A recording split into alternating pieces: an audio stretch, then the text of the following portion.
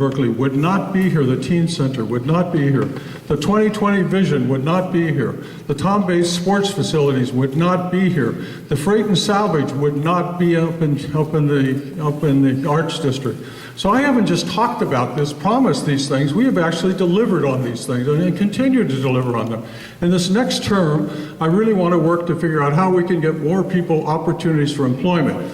Now, those employment opportunities are going to be 1 and 2, 3 people starting businesses. They're not going to be major companies coming in and hiring more people overnight. I hope that happens, but more than likely it's going to be people coming together with good ideas, trying to figure out what they can do. And I want to assist them. I want to help them get insurance. I want to help them get financing if they need it. I want to help them get a lease if they want it. I want to be able to say, take the entrepreneurs that we have in our community and turn them loose, and help that they will hire new people and other people who've come through the city to be able to make sure that our city is well represented and we have people working. The Green Corridor that I started is now with the University of California, Cal State East Bay, and the National Laboratories, 9 cities, and the community colleges. We're building the workforce of the future. We are not talking about it, folks. We are doing it. So I would ask for your support and your vote. Thank you. Thank you, Tom Bates. And we look forward to seeing you Thursday at the LeConte Willard meeting. What we're going to be doing is we're going to give you a minute to talk right now, and then we'll give you 2 minutes at the end. So, Kriss, can you talk for 1 minute about anything you wish? We're changing it a little bit.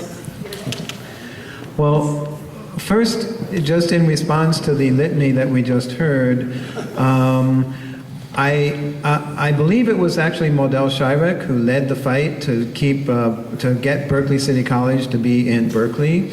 And I believe it was actually Shirley Dean and me who were the council members who were on the committee and Shirley Dean didn't agree with me on very many things, if you know Berkeley history. But the two of us were on the Ed Roberts Campus Committee together, and that was advanced many, many years, long before the incumbent became mayor. So on my literature, I just want to end with the sentence that I say. Instead of saying, I did this, I say, all of these things were only possible with help from many community members, but since I'm running for office, I need to take a little bit of credit too. Okay. Zachary, you can talk for a minute about whatever you want to talk about. He talked about the Green Corridor, which is going down San Pablo. Unfortunately, that's going to be the synthetic biology. Most of our candidates will say have benefits for the community. I'm deeper than that. I'm still sore about the nuclear energy.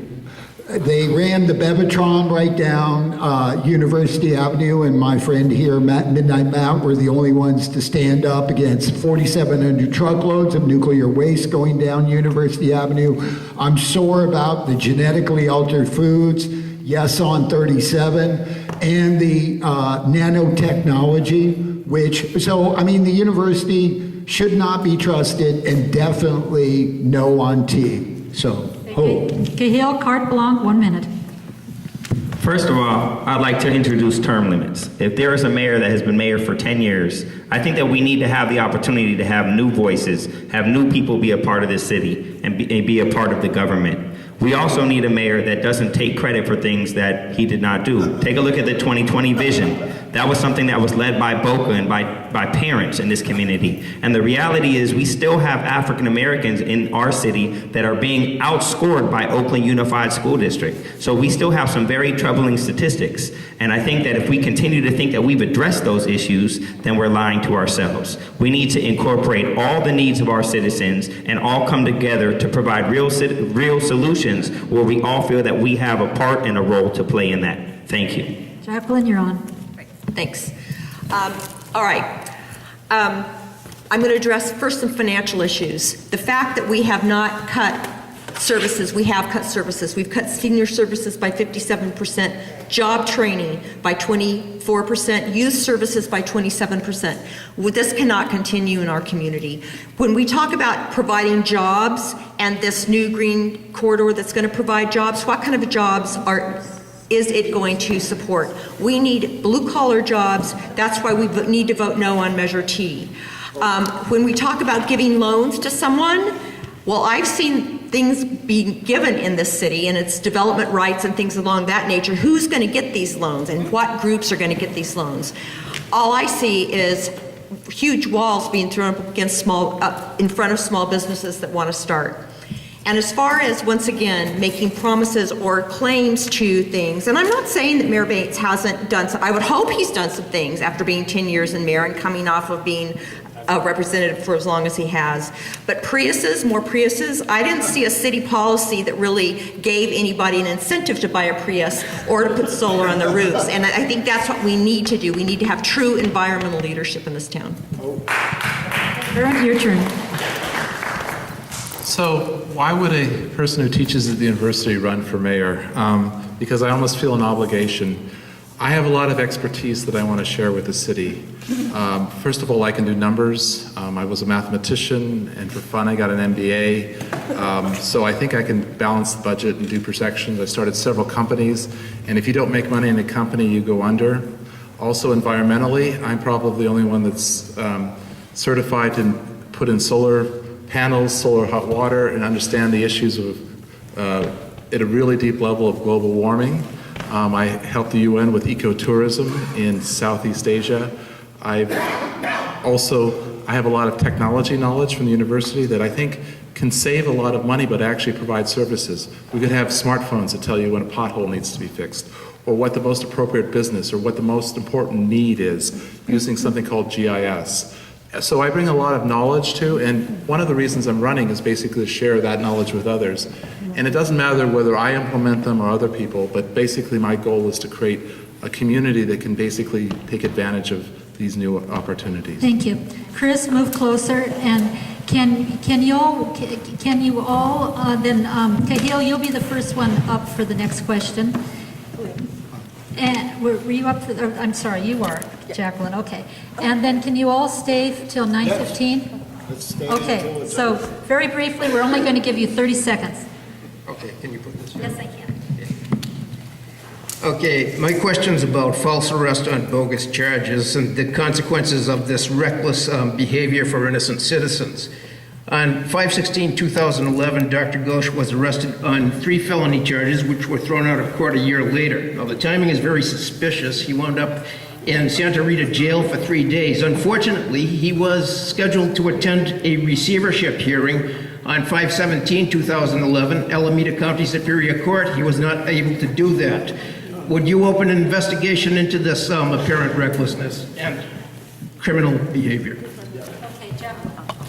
Well, I am not privy to all of the details behind that, but I think it is something that needs to be looked into, because I particularly know that Dr. Ghosh has had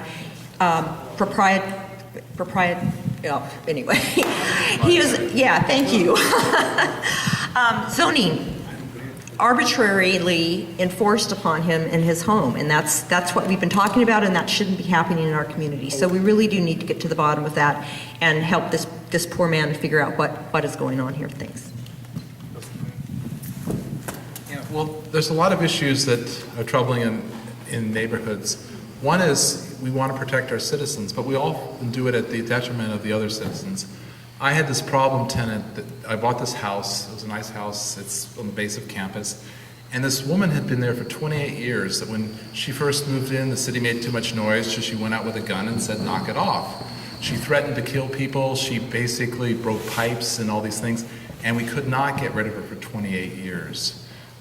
That basically caused the whole community to be upset.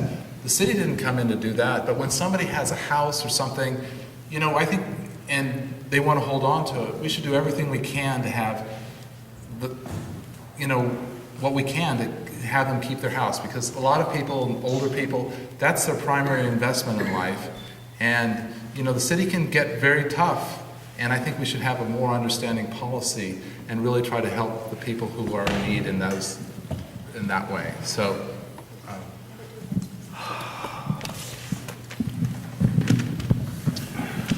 Well, I think this whole case is a very tragic and sad situation, and it started in sort of confusion and misunderstandings.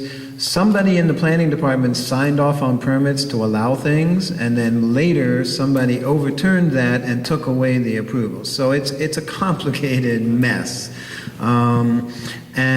But it's just one of the many examples of, how the city has so many problems with zoning cases, with code enforcement cases.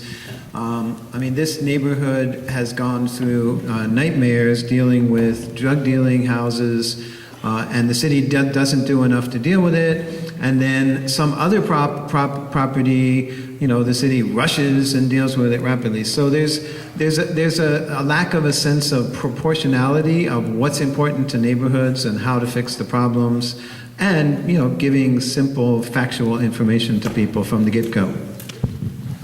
As you well know, I was involved with the tree set. I was arrested 16 times there. I'm a native elder. I was guarding my people's burial site. So I know what false arrest in Berkeley is, and I would certainly get to the bottom of this. I personally have a problem here with the police chief, who basically likes to go to journalists' homes at 12:30 at night, and then Mayor Bates will decide to get a law firm at $5 million to basically investigate if this is improper behavior. I think this is ridiculous. I think the police chief should be fired. And most of the police officers do not like their own police chief. And so, we do have a policing problem. We had the grandmother who was shot here in South Berkeley in the back for carrying a knife. It's ridiculous. There is selective enforcement here. There is a push and attack on South Berkeley. Boom. I agree. I think we should definitely do an investigation of what happened to Dr. Ghosh. I also think that what we should do is train our police officers, because we do have issues of racial profiling in our city. I was also arrested at the KPFA protest.